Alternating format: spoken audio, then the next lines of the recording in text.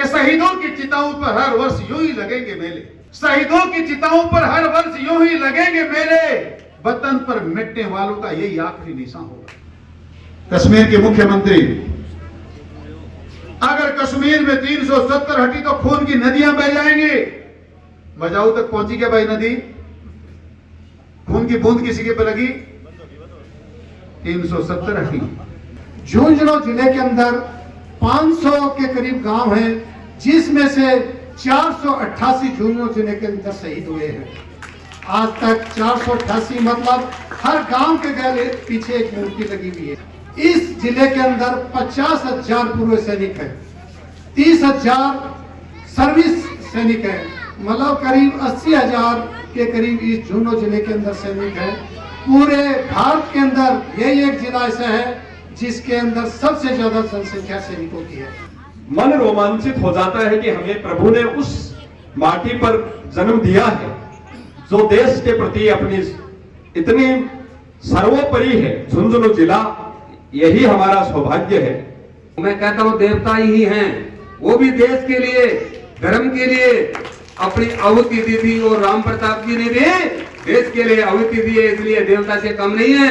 राम प्रताप सिंह, शहीद राम प्रताप सिंह, शहीद राम प्रताप सिंह, वंदे शहीद राम प्रताप सिंह, शहीद राम प्रताप सिंह, शहीद राम प्रताप सिंह, वंदे शहीद राम प्रताप सिंह, शहीद राम प्रताप सिंह, शहीद राम प्रताप सिंह, वंदे शहीद राम प्रताप सिंह, शहीद राम प्रताप सिंह, शहीद राम प्रताप सिंह, वंदे शहीद राम प्रताप सिंह, शहीद राम प्रताप सिंह, शहीद राम प्रताप सिंह, वंदे शहीद राम प्रताप सिंह, शहीद राम प्रताप सिंह, शहीद राम प्रताप सिंह,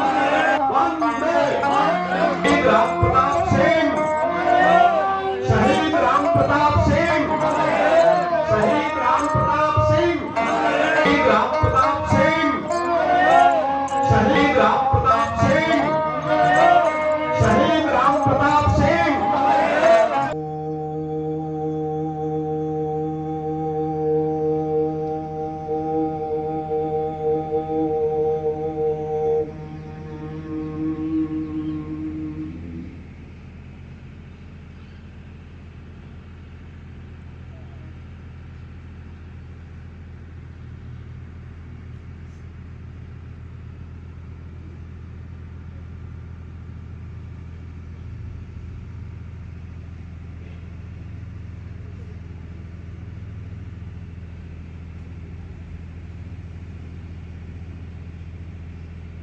शहीद राम प्रताप सिंह, शहीद राम प्रताप सिंह, शहीद राम प्रताप सिंह, वंदे शहीद राम प्रताप सिंह, शहीद राम प्रताप सिंह, शहीद राम प्रताप सिंह,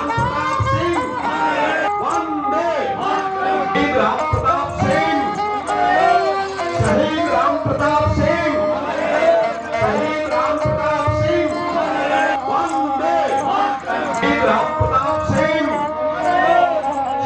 राम प्रताप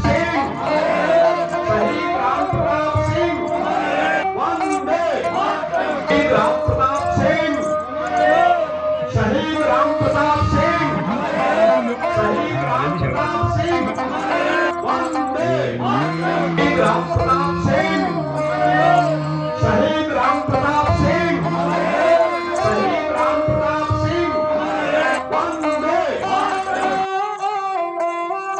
राम प्रताप सिंह, शहीद राम प्रताप सिंह, शहीद राम प्रताप सिंह, वंदे शहीद राम प्रताप सिंह, शहीद राम प्रताप सिंह, शहीद राम प्रताप सिंह, वंदे। इस मिट्टी के कण को अपने माथे पर धारण करूं जिसमें मेरा अनुज राम प्रताप चला गया। जहां आप सब लोगों ने जन्म लिया, जहां उसकी विरासत को बढ़ाने वाले और नौजवान पैदा हुए हैं। धन्य है मिट्टी, और इस मिट्टी पर चलकर उसकी राम प्रताप की मां ने एक ऐसे लाल को पैदा किया। धन्य है वो कोख, धन्य है वो सूरमा, जिन्होंने पैदा करके मां भारती की रक्षा करने के लिए लाल को न्यौछावर करने के लिए जीवा में भेज दिया। और सबसे ज्यादा धन्य जो है, जिसको मैं नतमस्तक होकर प्रणाम करूं, वो है शहीद की वीरांगना वेद कौर। हे देवी, आपने जो कुछ सहा है वो असहनीय है। महाभारती की सीमाओं की सेवा करने वाले लोगों की वीरांगना बनना में शहीद से कहीं बढ़कर होता है। शहीद की वीरांगना होना कोई छोटी मोटी बात नहीं होती। सौभाग्यशाली होते हैं वो लोग जिनको ये भाग्य मिलता है, जिनको ये सौभाग्य मिलता है। इस गांव में आपसे पहले बहुत सी बहुएं आई हैं। हे देवी, आपसे बाद भी बहुत सी बहुएं आएंगी और चली जाएंगी। वीरांगना कहलाने का धर्म, वीरांगना कहलाने का गर्व ग्राम पंचायत मजाऊ में सिर्फ आप अकेली को प्राप्त है। ये बहुत ही सौभाग्य की बात है। 22 साल से लगातार हम ये दृश्य देखा है, और 8 साल तक लगातार ये दृश्य राम प्रताप को पैदा करने वाले पिता ने भी देखा है। और सौभाग्य देखिए, उनकी पुण्यतिथि, उनकी यादगार दिन एक ही भगवान ने एक ही दिन की, और हम दोनों का आज स्मरण दिवस मना रहे हैं, उनकी पुण्यतिथि मना रहे हैं। लिखी हुई 2 लाइनें साकार हो रही हैं कि शहीदों की चिताओं पर हर वर्ष यूं ही लगेंगे मेले। शहीदों की चिताओं पर हर वर्ष यूं ही लगेंगे मेले। वतन पर मिटने वालों का यही आखिरी निशान होगा। ये आखिरी निशान कोई छोटी मोटी बात नहीं है। पर आपको सबको पता है कि 14 अक्टूबर के दिन उन्होंने मां भारती को रक्षा के लिए अपने प्राणों की आहुति देकर, अपने लिए नहीं, अपने परिवार के लिए नहीं, अपनी पत्नी के लिए नहीं, अपने बच्चों के लिए नहीं, किसी जाति पाति धर्म और मजहब के लिए नहीं, हिंदुस्तान की सीमा कैसे अमर रहे, हिंदुस्तान की सीमा कैसे सुरक्षित रहे, और कैसे ये बात सच हो कि तेरा वैभव अमर रहे, मां मैं दिन चार रहूं ना रहूं। ये बात कहते कहते अपने आप को वहां न्यौछावर कर दिया। गोली पीठ पे किसी ने आज तक खाई नहीं, छीने पे खाकर आपके सामने मां भारती के नाम रोशन कर दिया। इसलिए भगवान मानना चाहिए। 1947 बहुत ज्यादा पहले की बात नहीं है। एक गांव के बारे में जान सकता हूं, बता सकता हूं। पहले मेरे गांव की बताता हूं। मात्र एक व्यक्ति, एक महिला और एक पुरुष, 2 व्यक्तियों को मैंने तो मेरे दादा को भी नहीं देखा, दादी को भी नहीं देखा, पर उन्होंने चारपाई के नीचे छुपा लिया जब मारकाट मची थी। तो उन 2 लोगों का परिवार आज 2000 लोग हैं, और आधे से ज्यादा पाकिस्तान में बस गए, जिनको जिंदगी यहाँ के हिंदुस्तानियों ने दी, सनातन संस्कृति वाले लोगों ने दी। वो हमको छोड़कर चले गए। आज गांव में जगह बची है उनकी। वो कहते वहां रहेंगे जहां मुसलमान रहते हैं, तुम तो काफिर हो। इसलिए ये समय बहुत सोच समझ के काम करने का है, और सोच समझ के काम करने वालों में सबसे पहला काम है कि इनका सम्मान करें, जिनका करना चाहिए। और इन बच्चों में कूट कूट करके भावना भरनी चाहिए कि दुनिया में अगर जीना है तो मां भारती को सुरक्षित रखना सबसे पहले जरूरी है। सनातन संस्कृति को मानना जरूरी है। उसके बाद अपने माता पिता को मानना है। उसके बाद अपने परिवार पड़ोस को मानना है। सबसे पहले तो धरा और धरती और मिट्टी को सिर पे धारण करके चलना सीखो, अगर आपको सनातन संस्कृति के अनुसार जिंदा रहना है तो। काशी विश्वनाथ का कॉरिडोर आपने नहीं देखा, मैंने देखा है। कोई जाता है तो देखता है। मैं कौन सी रमणीक स्त्री में आ गया, और मैं उज्जैन में बहुत बार गया हूं। महाकाल के लोक को जाकर देख कर आइए। आज मंदिर में जाने के लिए बूढ़े बुजुर्गों को ई कार में चलना पड़ता है, पैदल चल के मंदिर के भगवान तक पहुंच नहीं पर सकते। ऐसा उन शहरों के बीच में बनाया है। लोग कहते हैं शहर बड़े बढ़ गए, शहरों में जगह नहीं है, दुकान नहीं मिलती, मकान नहीं मिलता। वहां भगवान का मंदिर बना है, और कम से कम हजारों बीघा में बना है। ये ऐसा क्यों हुआ? ये अभी संभव क्यों हुआ? इससे पहले क्यों नहीं हुआ? देश यही था, भगवान भी हमारे ही थे, सब कुछ हमारा था। पुस्तकें भी भगवान के बारे में छपने वाली पहले से ही थी। पर ये तो मंदिरों की चर्चाएं हैं बुजुर्गों और नौजवान दोस्तों। देवी और सज्जनों में तो ये भी जानना चाहता हूं कि मंदिर तो अभी बने तो ठीक है, ये जो मूर्ति हमारे वाले मंदिर की लग रही है, ये भी अटल बिहारी वाजपेयी से पहले नहीं लगती थी। इस बात के गवाह हैं सारे बैठे। कोई नहीं जानता था हिंदुस्तान में कौन मरता है, कौन जीता है, सीमाओं में कौन लड़ता है। एक टोपी और एक बेल्ट के माध्यम से घर में आती और एक टेलीग्राम आता, सूचित किया जाता है आपका बेटा उस सीमा पर ढेर हो गया, उस सीमा पर बलिदान हो गया, उस सीमा पर मृत्यु को प्राप्त हो गया। पेंशन चालू कर दी जाएगी, कितने? 2000 रुपया, 2200, 2800, यही थी ना? देश यही था। अजायब घर बन रहे थे, चर्च बन रहे थे, मस्जिदें बन रही थी, एक जगह नहीं लाखों, पर मंदिर बनाने की हिम्मत किसी ने नहीं की। शहीद को पेंशन मिले, चिंता किसी ने नहीं की। 2000, 2500, 5000, पूरा देश गवाह है, पूरी सैनिक परिषद इस बात की गवाह है कि आज देश में अटल बिहारी वाजपेयी के बाद माननीय नरेंद्र जी मोदी ने वन पेंशन वन योजना तैयार करके इन लोगों को जो पेंशन के बूते पे बैठे हैं 40, 50, 60 हजार रुपया पेंशन का मिलता है। देश का कुछ बिगड़ा तो नहीं? अध्यापक लोगों की तनख्वाह कम तो नहीं हुई? आप लोगों को जिंदगी में की चवन्नी नहीं मिली, सब साल में 3 बार 600 रुपए किसान योजना में मिलते हैं कि नहीं मिलते? केंद्र सरकार से जितना काम होना चाहिए, सड़कें बन रही है, मंदिर बन रही है, बस पेंशन मिल रही है, किसान को मुआवजा मिल रहा है, इनकी पेंशन भी बखूबी मिल रही है। आज भारत वो देश है जो अंतरिक्ष में पहुंच रहा है, जिन्होंने कभी सपना नहीं सोचा। और तो और जिन चीजों के लिए रोजाना आप अखबारों में पढ़ते थे कि मिसाइल गलत बना दी, ये राफेल गलत बना दी, ये राइफल गलत बना दी, इस देश के महामना ने और आपके दिए वोट में ऐसी ताकत आई कि अब रूस की कि अमेरिका की जरूरत नहीं। मिसाइल भी हिंदुस्तान में बनेगी, राफेल भी हिंदुस्तान में बनेगी, टैंक भी हिंदुस्तान बनेगी, और लोग हमारे से खरीदने के लिए लाइन लगाए बैठे हैं।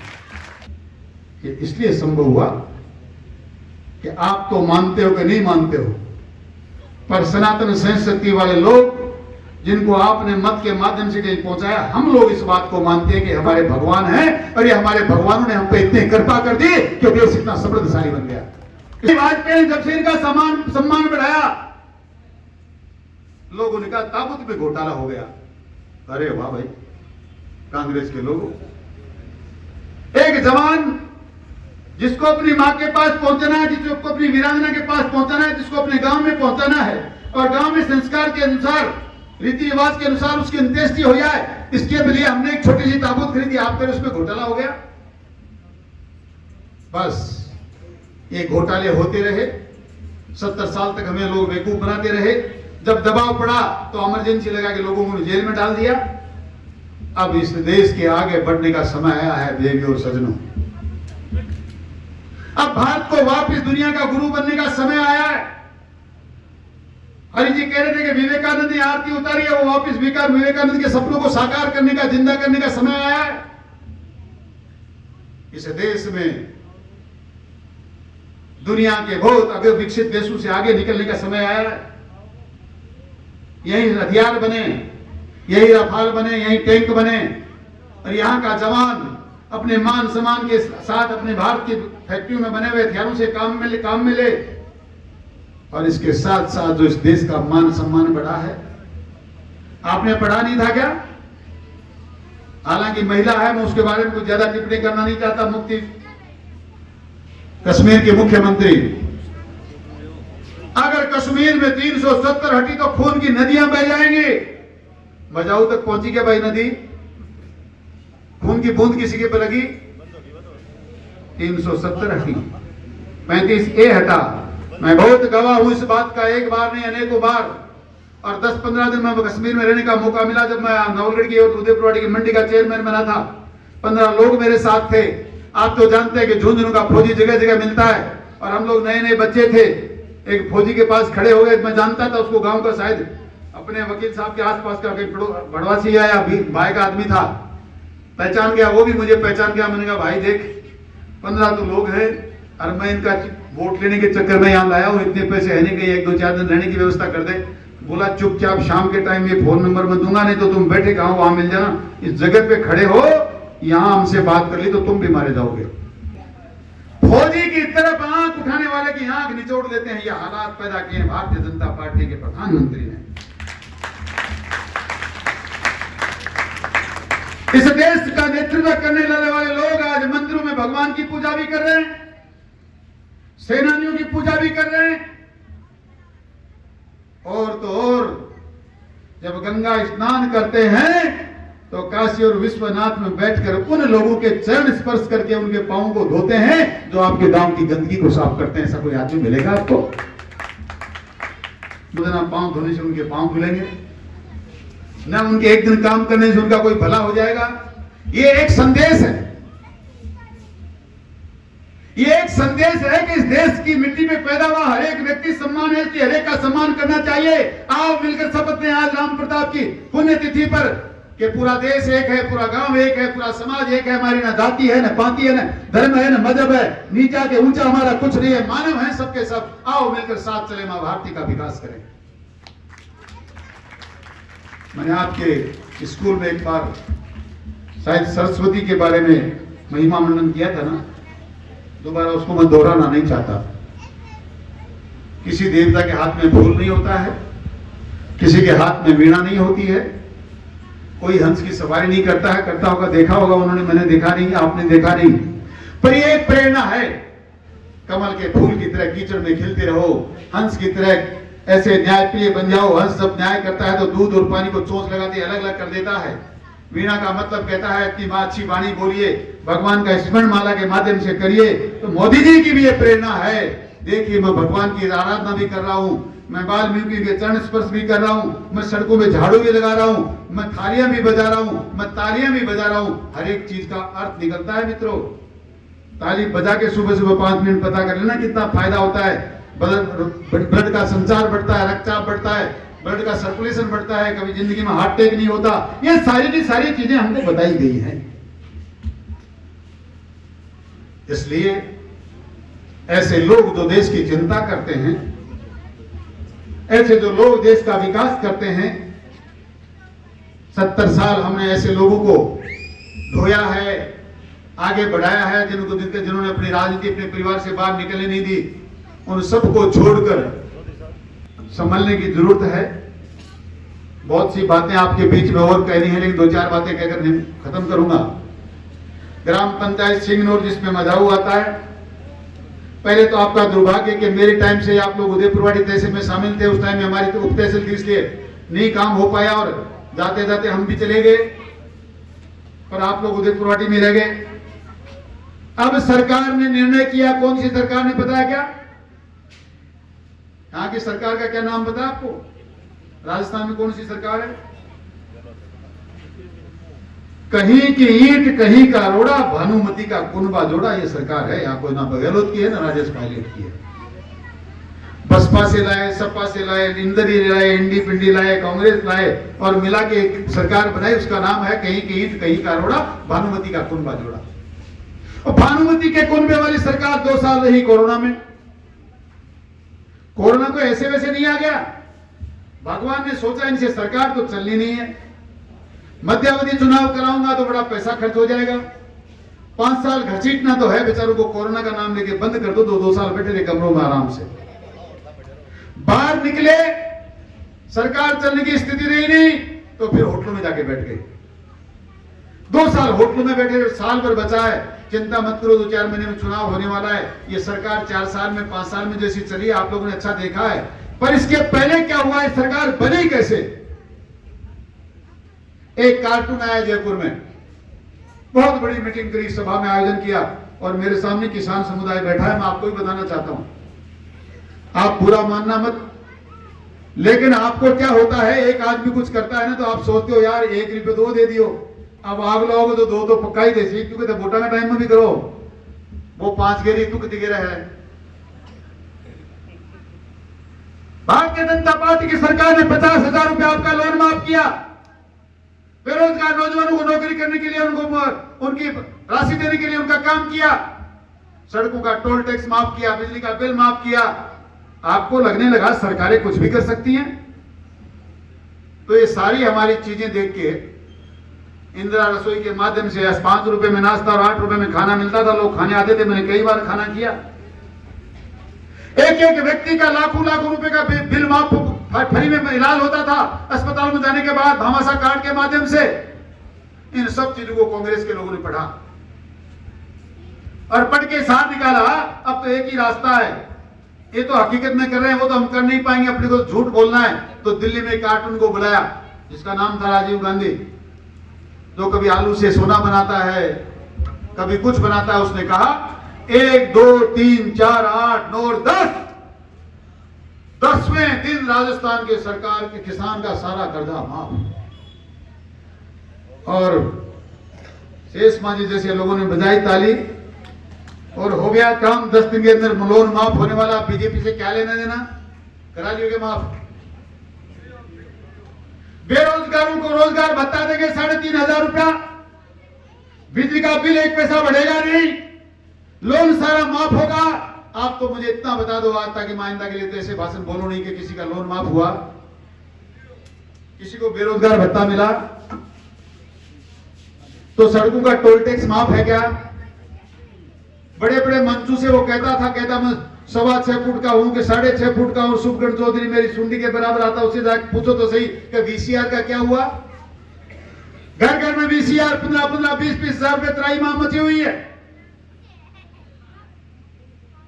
आपकी जमीन जो 70 साल में कांग्रेस की सरकार आपके नाम कर नहीं पाई, मंदिर माफी की जमीनें, आइए मेरे साथ चौरा में गुढ़ा में सैकड़ों बीघा जमीन मंदिर माफी भी थी 70 साल तक। वो उस आपके एमएलए के नाम पे, उसकी पत्नी के नाम पे, उनके भाइयों के नाम पे खुर्द होकर दुकानें बन रही हैं, आपके लिए नहीं है। वो तो कुछ भी कर सकते हैं। आपने सरकार इसलिए बनाई ताकि इंसानों की हत्याएं हो जाएं। वो जो रसोई वो कह रहे थे कि साहब अब ये हमारी भामाशाह योजना में अन्नपूर्णा रसोई तो रहेगी नहीं, इंदिरा रसोई चलाएंगे, बताइए कहीं चलती हुई नजर आती है? बहुत सी बातें ऐसी थी जिनकी वजह से 4 साल में आप लोग परेशान भी हैं, आतंकित भी हैं। और वो लोग जो बहुत बड़ी बड़ी बातें कहते थे, उनसे निवेदन करना चाहता हूं और आपसे भी निवेदन करना चाहता हूं कि समय बहुत कम बचा है। हम राजस्थान में से भय, भ्रष्टाचार और भूख को खत्म करना चाहते हैं। हम नौजवानों को रोजगार देना चाहते हैं। वापिस सड़कों का टोल टैक्स बंद करना चाहते हैं। बिजली का बिल किसान का माफ करना चाहते हैं। वापिस उसी प्रकार का इलाज किसान का कराना चाहते हैं। फिर चाहते हैं कि 370 तो हटी, कश्मीर हमारा अभिन्न अंग बन जाए। फिर हम चाहते हैं कि देश की सीमाओं को सुरक्षित करने वाले लोगों का फिर मान और सम्मान बढ़े। इसलिए आने वाले समय में आपको एक बार पुनर्विचार करना पड़ेगा। हमारा ये विचार भी है कि अयोध्या काशी मत तो बनी, अब मत आगे हमारा काम पूरा हो जाए। इसलिए आओ आज इस पुण्य तिथि पर, शहादत दिवस पर इस बात की प्रेरणा भी लें कि जो भूल हुई है उसको सुधारेंगे और आगे काम को ठीक करेंगे। ऐसा मैं आपसे निवेदन करना चाहता हूं। तो मैं चर्चा कर रहा था कि आप लोग आज तो अमर शहीद राम प्रताप की पुण्यतिथि है, पर 2 4 5 10 दिन के अंदर सारे गांव के लोग बैठकर एक योजना तैयार कर लेना और मुझे बुला लेना, वरना तो वो दिन दूर नहीं। और तो आप लोगों ने गलतियां करी, वो तो बच्चे आपसे हिसाब पूछेंगे। पर बच्चों, आपसे भी कहना चाहता हूं, नौजवानों से भी कहना चाहता हूं, अगर गलती से इस सरकार ने नीम का थाना को जिला बनाकर आपको शामिल कर दिया तो दुनिया में आपको कोई पूछने वाला नहीं मिलेगा। ये बच्चे हिसाब मांगेंगे। आपने बार साल में एक बार बैठकर वहां स्कूल में मीटिंगें करी, भाई सुमकरण जी तो आके आपको जगाते थे, फिर भी आप सोते रहे। राम प्रताप की पुण्यतिथि पर लगातार आप लोगों को ये बात कही गई, उसके बाद भी हमारा जिला नीम का थाना कैसे बन गया झुंझुनू को छोड़कर, तो जवाब मुश्किल हो जाएगा। इसके बाद की चिंता करना शुरू कर दो। अगर ये सोचते हो कि एक आदमी ने आपको ये कह दिया जो मैं गुड़ा को बनाऊंगा, गुढ़ा को बनाऊंगा, उदयपुर वाटी को बनाऊंगा, तो एक बात सोच लेना, करेंगे वो किसी की रहनुमाई क्या, लुटाकर खुद जो अपना कारवां चले आए। करेंगे वो किसी की रहनुमाई क्या, लुटाकर खुद जो अपना कारवां चले आए, जिसका अपना परिवार का ठिकाना नहीं। कल परसों गजेंद्र सिंह जी कह रहे थे भरतपुर का बिना पैंदे का लोटा कभी इधर उड़ता कभी उधर उड़ता, 4 साल लगातार। अशोक गहलोत जिंदाबाद, बाद में किसी को धर्मेंद्र राठौड़ इसका चेला है, उसका है आगे पीछे रहने वाला, उसने कहा अरे बात बनेगी नहीं, गहलोत वाली बात को छोड़ दो। सुबह पहले बोला राजेश भाई, वो सचिन पायलट जिंदाबाद। मैं तो कहता हूं उसके बच्चों के लिए कोई ये कह देगा ये तेरे काम में नहीं आने वाले, तो वो कह देगा नहीं भाई मेरे बच्चे बेकार, मेरी पत्नी बेकार, कोई और किसी के बच्चों की तलाश करो। तो इंसान बार बार बदलते हो, जो ऑप्शन 3 देते हो। मुझे अगर ग्राम पंचायत मजाऊ की स्कूल को करना है तो मैं कहूंगा सिंगनौर भी करेंगे, दमोरा भी करेंगे, भोड़की भी। क्या लेना देना आपका सिंगनौर दमोरा भोड़की से? आप तो ये बताओ कि मजाऊ का काम करोगे कि नहीं करोगे। उसको करना होता तो कहता हाँ मैं मर जाऊं, चाहे गुढ़ा बनाऊंगा या उदयपुरवाड़ी बनाऊंगा या गुड़ा बनाऊंगा। एक बात बोलता, लोगों ने तो खाली इतना पूछा था आप ये बताइए कि जिला कौन सा बनेगा। मोदी विधायक वहां नीम का थाना का खुला कह रहा, मेरा प्रस्ताव बन गया, कलेक्टर ने अनुमोदन कर दिया।